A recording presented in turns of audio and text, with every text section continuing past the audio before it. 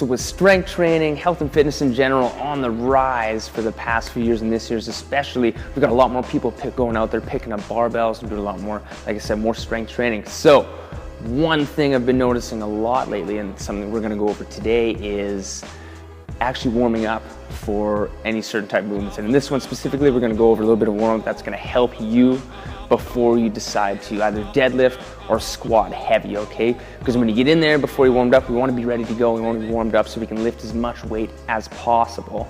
Oh my God, it's so heavy. And not feel like the first time you pick up the barbell, it already weighs 1,000 pounds.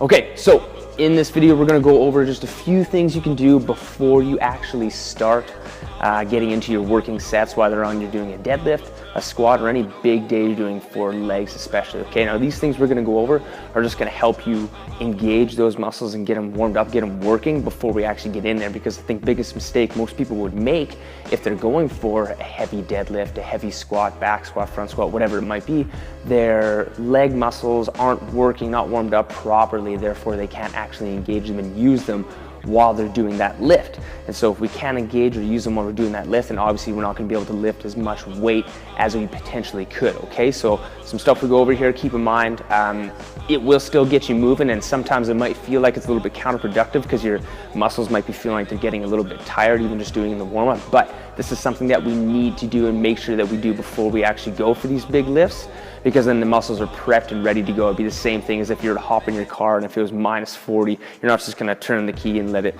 start up and boom, just drive away. You wanna let that thing warm up and get ready to go. Same idea here, okay? So first thing you can do, I mean, after you like go for a run, row, hit the elliptical, whatever you might be doing, just get a little bit sweaty beforehand. But we'll go through a bunch of stuff that almost mimic that movement itself, or we're gonna be working those muscles that we're gonna be trying to target in that exercise we'll be doing. So the first one you can do, and is a staple in most of the stuff that we do here, is this monster walk. Now with this band, you can use a smaller band. You can put it around the top of your knees and your ankles.